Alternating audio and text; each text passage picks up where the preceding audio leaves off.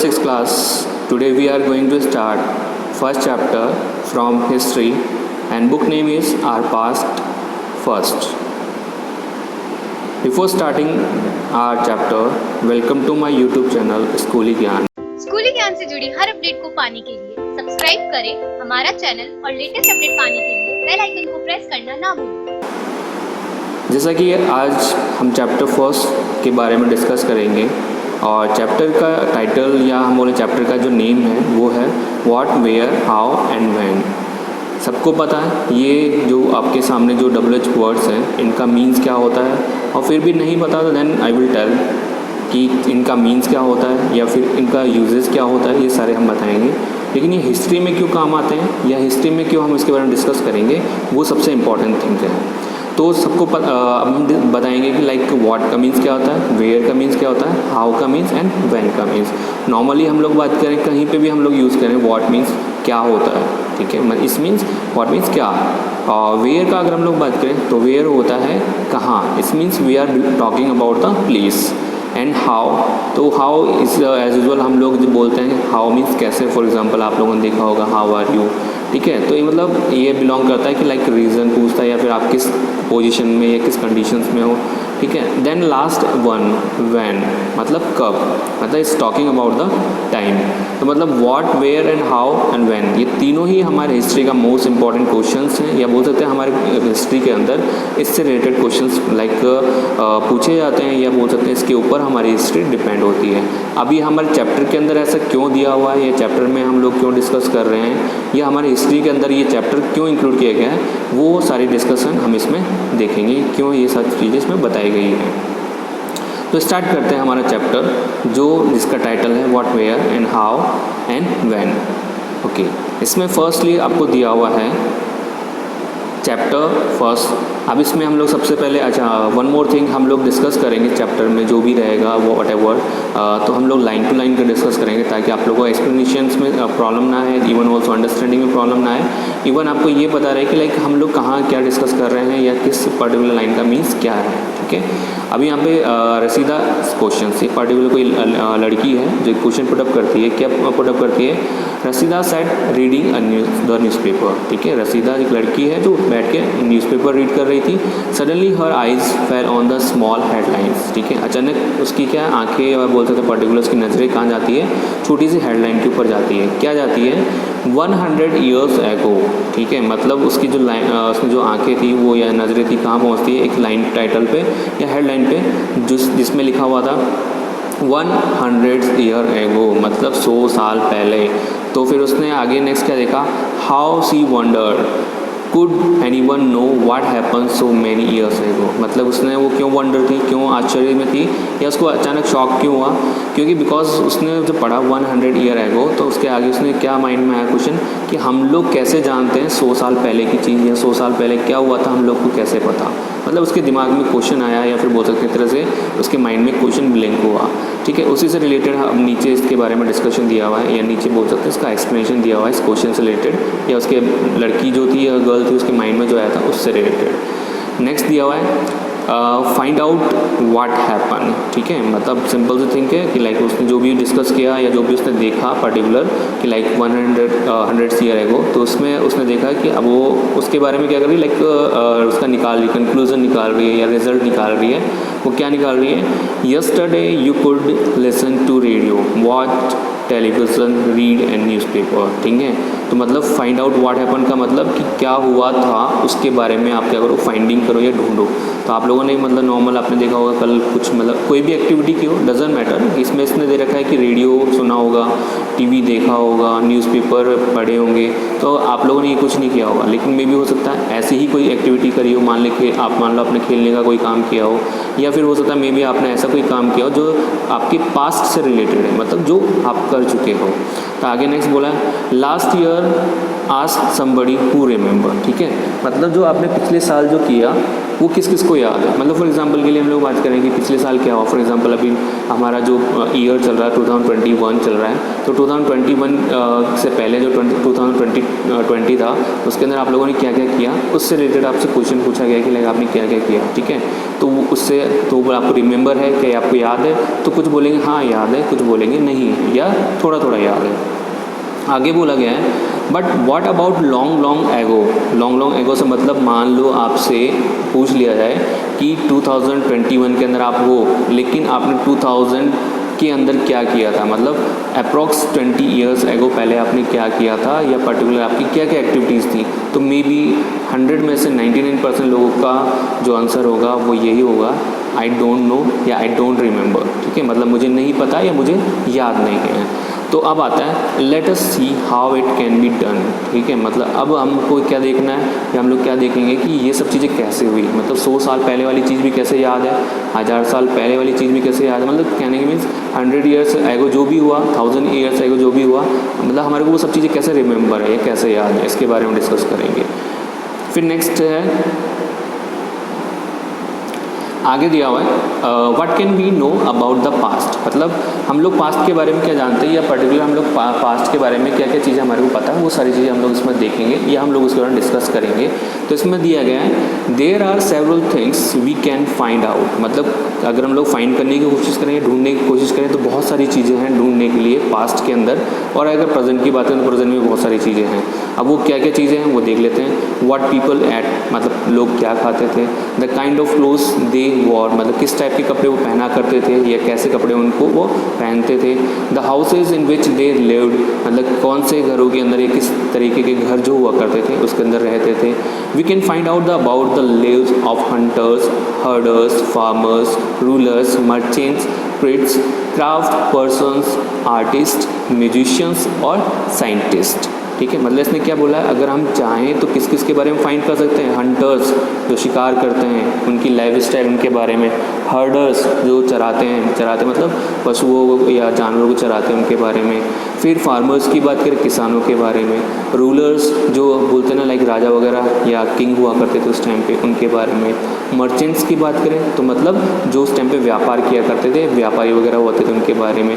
फिर प्रीट्स की बात करें मतलब वो लोग जो कि पुजारी वगैरह हुआ करते थे।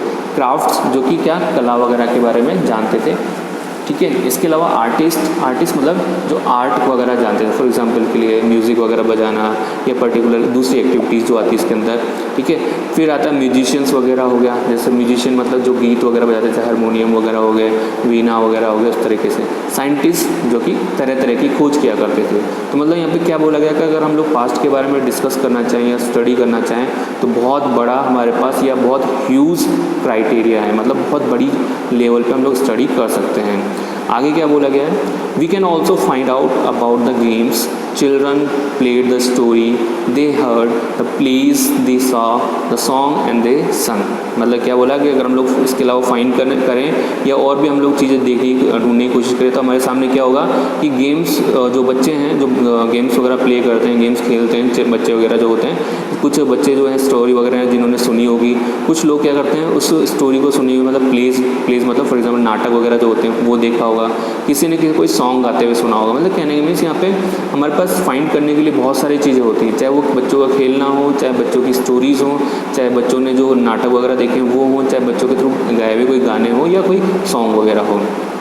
अब आता है नेक्स्ट चीज़ इसी से related, where did people live, ठीक है। सबसे मेन क्वेश्चन हमारे पास क्या पुटअप होता है कि लोग कहाँ रहते थे या लोग कहाँ रहा करते थे, किस टाइम की बात है, पास्ट की बात है, या फिर हम लोग बात करें सीधा सा एंशियंट टाइम पे लोग कहाँ रहा करते थे।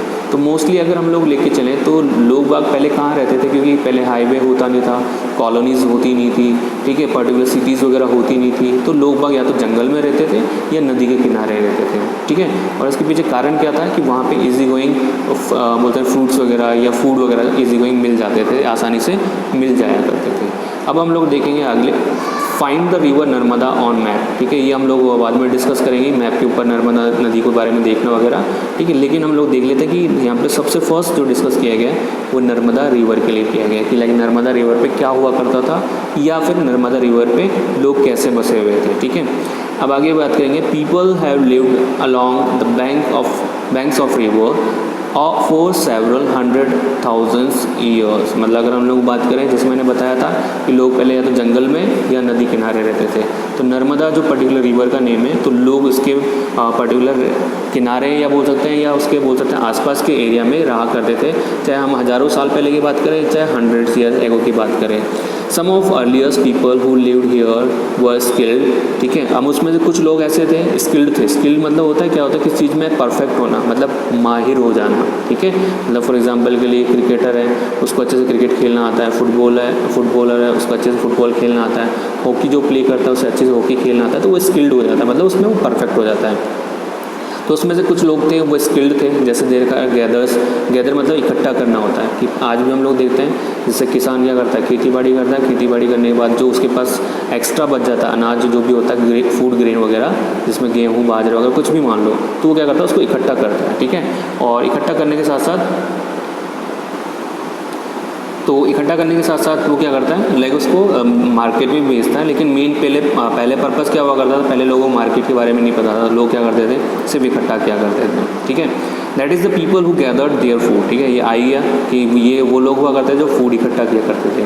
They knew about the vast wealth of plants in the surrounding forest, ठीक है। मतलब उनको क्या, जो उनके आसपास जो भी प्लांट हुआ करते थे, या जो भी उनके पास फील्ड या खेत वगैरह हुआ करते थे, इवन उसमें जो ग्रो किया करते थे, मतलब क्रॉप बोलते हैं, फसल वगैरह, उसके बारे में उन्हें अच्छे से पता था, या उनको प्लांट की वेल्थ के बारे में पता रहता था, जो उनके आसपास एज अ फॉरेस्ट या जंगल के रूप में हुआ करते थे। एंड कलेक्टेड रूट्स, इसके साथ साथ क्या करते थे, रूट भी कलेक्ट करते थे। रूट मतलब होती है जड़ें, ठीक है। और मतलब जड़ें कलेक्ट करने का क्या काम था, मतलब पर्टिकुलर उसके पीछे रीज़न क्या रहा करता था, या तो वो क्या करते थे उससे कोई जड़ी बूटी वगैरह बनाते थे।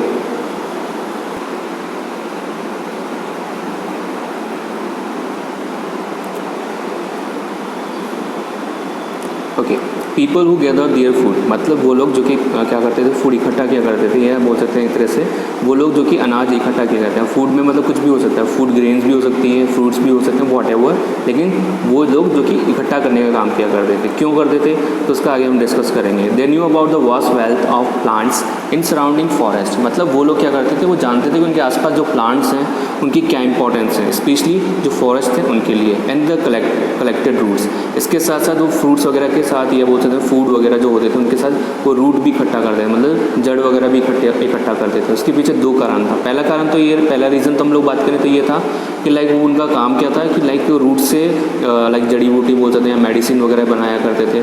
दूसरी चीज़ क्या है कि लाइक कुछ रूट्स ऐसे होती थी जिनको लगाने से डायरेक्ट वो प्लांट एज इन में कन्वर्ट हो जाता था। इसके अलावा फ्रूट्स वगैरह भी इकट्ठा करते थे।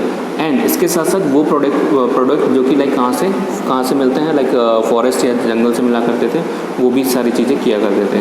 दे ऑल्सो हंटेड एनिमल, ठीक है। मतलब ये लोग लाइक फूड इकट्ठा करना, रूट इकट्ठा करना, फ्रूट्स इकट्ठा करना, इवन ऑल्सो फॉरेस्ट से मिलने वाले प्रोडक्ट या प्रोड्यूस जो होने वाले जो प्रोडक्ट है वो भी इकट्ठा करते थे। साथ साथ में ये हंटिंग भी क्या करते थे, मतलब शिकार भी क्या करते थे, जिसमें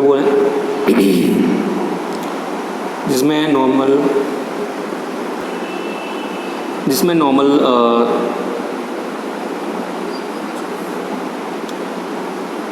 they knew about the vast wealth of plants in the surrounding forest and they collect the roots, fruits and other forest produce for their food, ठीक है। मतलब किसके बारे में, वो प्लांट वेल्थ के बारे में अच्छे से जानकारी रखते थे, उनके बारे में अच्छे से नॉलेज रखते थे, जो स्पेशली उनके सराउंडिंग फॉरेस्ट हुआ करते थे उनसे रिलेटेड वो रूट वगैरह कलेक्ट करने का काम हो, चाहे फ्रूट्स का कलेक्ट करने का काम हो, चाहे फॉरेस्ट से वो प्रोड्यूस होने वाले जो फूड है या मिलने वाले जो फूड या बोलते थे खाना जो है उसके बारे में हो।